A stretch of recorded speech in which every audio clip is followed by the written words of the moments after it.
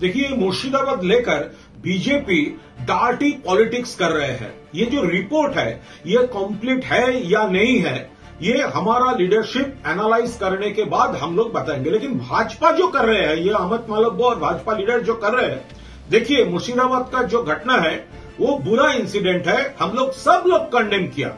और उसके बाद ममता बनर्जी, ऑनरेबल सीएम और एडमिनिस्ट्रेशन पुलिस जो जो करना था ममता बनर्जी कर दिया। क्यों?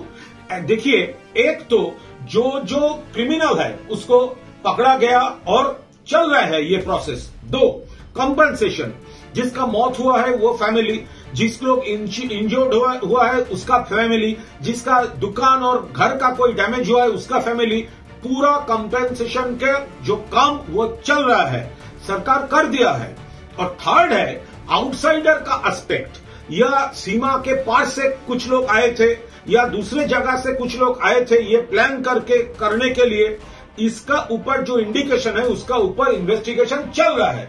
इस टाइम में ये भाजपा, जब देखिए ऑपरेशन सिंदूर, वो लोग पहलगांव में वो एक्सट्रीमिस्ट का हमला रोक नहीं सके, तो तृणमूल कांग्रेस और गवर्नमेंट ऑफ वेस्ट बंगाल वो रेस्पॉन्सिबल ऑपोजिशन का रोल पालन कर रहा है। इस टाइम ऑल पार्टी डेलीगेशन जो बाहर जा रहा है उसमें हमारा all India general secretary Abhishek Banerjee खुद शामिल है। तो इस टाइम में ये अमित मालव्य और दूसरा बीजेपी लीडर जो कर रहा है मुर्शिदाबाद लेकर, वो पूरा एक डार्टी पॉलिटिक्स, प्रोवोकेटिव पॉलिटिक्स है। वो फिर से ये पॉइजनस पॉलिटिक्स कर रहे हैं। हम लोग खुलकर इसका विरोध करेंगे। मित्रों, वर्तमान समय में देश में जिस प्रकार से एक विशिष्ट प्रकार की राजनीति चल रही है, जो देश की आंतरिक सुरक्षा और ताने बाने को ध्वस्त करने के लिए किसी भी कीमत तक जाकर कमर कसे हुए दिखाई पड़ती है, उसकी एक वानगी जो कई बार आप पश्चिम बंगाल में देख चुके हैं। आज न्यायालय द्वारा गठित एसआईटी की रिपोर्ट आने के बाद पश्चिम बंगाल की तृणमूल कांग्रेस सरकार की हिंदू विरोधी निर्ममता अपने पूरे विद्रूप रूप में सामने आती हुई दिखाई पड़ रही है। इस एसआईटी का गठन न्यायालय के आदेश पर हुआ था, जिसमें 3 लोग सदस्य थे।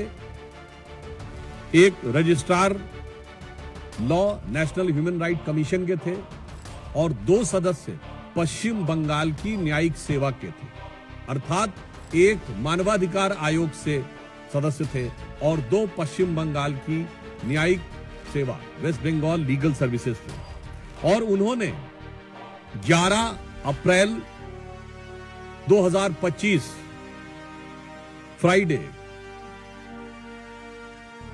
यानी 11 अप्रैल जुमे के दिन 2 बजे से लेकर 4 बजे के बीच में जो घटनाएं हुई हैं उनके बारे में जो अपना ऑब्जर्वेशन दिया है, उससे तृणमूल कांग्रेस,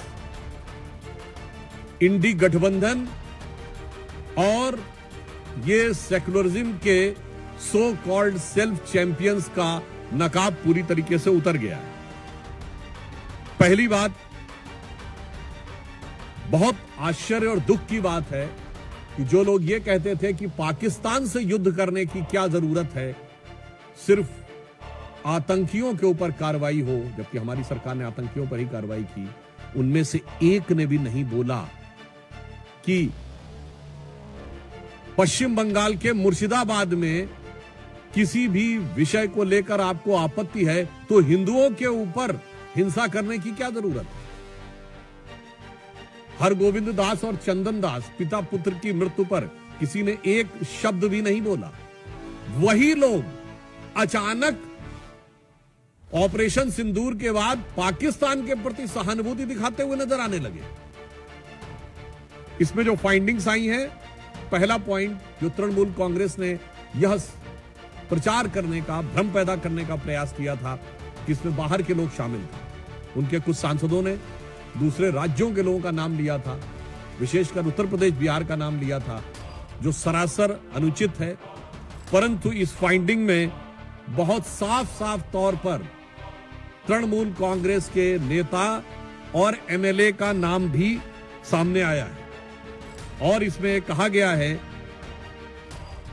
कि उनके 11 अप्रैल को, मैं इसको एज इट इज रीड करना चाहता हूं, all the attacks were carried out on the Friday 11th of April from 2 PM onwards under the instructions of local councillor Mehboob Alam and police and administration done nothing। तो ममता जी, ये तो आपकी party के बहुत महबूब नजर आ रहे हैं, आपकी पार्टी के बड़े प्रिय नजर आ रहे हैं। ये बात अब फाइंडिंग्स में बिल्कुल साफ हो गई। दूसरा विषय यह आया कि एक कुल मिलाकर इसमें बताया गया कि total of 113 houses were damaged and they even fled to Malda.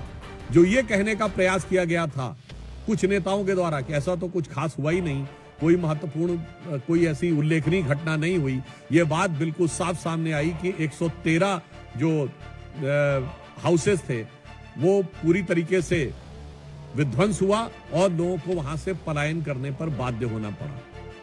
इसी के साथ साथ यह भी बात सामने आई कि पुलिस ने कई मौकों के ऊपर जो उनकी प्रोसीडिंग्स में, और ये जो तृणमूल कांग्रेस के नेता का नाम ये पेज नंबर 5 के ऊपर अपनी फाइंडिंग्स में लिखा हुआ है। फिर यह बताया गया कि they want a permanent BSF camp and central arm police for their own protection. यानी पहले तो लोगों के घर विध्वंस हुए, फिर लोगों को पलायन पे बाध्य होना पड़ा और पश्चिम बंगाल की पुलिस पर उनका इतना विश्वास हो गया कि वो सीमा सुरक्षा बल और केंद्रीय सुरक्षा बलों के ही कैंप में रहने के लिए उद्यत थे। यह साफ दर्शाता, और आगे लिखा है, the west Bengal police did not respond at the village of Bedbona called at 4 PM on Friday and 4 PM of Saturday, but police did not pick up the call। यानी गांव के लोगों ने जब उनको मदद की गुहार लगाई, पुलिस ने कुछ नहीं किया। और कितनी गंभीर बात है कि पुलिस का फोन न पिकअप हो ऐसे समय में, जबकि वहां दंगे या सुनियोजित हिंदुओं को टारगेट करते हुए आतंकी शैली में दंगे किए जा रहे हों, तब अगर पुलिस नहीं उठाती है तो यह एक बड़ा गंभीर तथ्य है जो प्रकाश में आया है। और यह भी बात सामने आई है कि रेजिडेंट्स ऑफ शमशेरगंज, हिजालतला, शुलूतला, डिग्री, they came masking up their faces. यानी यह भी बात साफ आई कि चेहरा छुपाकर लोग सुनियोजित ढंग से हिंसा करने के लिए आए थे। एक बात बहुत स्पष्ट हो गई है कि हिंसा का प्रकार चाहे कोई भी हो, राजनीति का प्रकार चाहे कोई भी हो, वार सिर्फ और सिर्फ हिंदू समुदाय के ऊपर है। अगर पहलगांव में चुन चुन कर हिंदुओं को मारा गया तो मुर्शिदाबाद में चुन चुनकर हिंदुओं के घर, मकान और लोगों को मारने का प्रयास किया गया। मुझे लगता है कि अब इसके बाद पश्चिम बंगाल सरकार के पास किसी प्रकार का मुंह नहीं रह गया है यह कहने का कि वहां पर हिंसा नहीं हुई थी। नंबर 2, अब बिल्कुल साफ है कि वहां हिंसा हुई, सुनियोजित हिंसा हुई, तृणमूल कांग्रेस के नेताओं के इशारे पर हिंसा हुई और बाकायदा धर्म और समुदाय देखकर हिंसा की गई। तो अब मैं पश्चिम बंगाल की मुख्यमंत्री ममता बनर्जी जी से पूछना चाहता हूं कि उनके ममतामयी हृदय में कब वह करुणा जागेगी कि वो अपने नेताओं पर कार्रवाई करेंगे।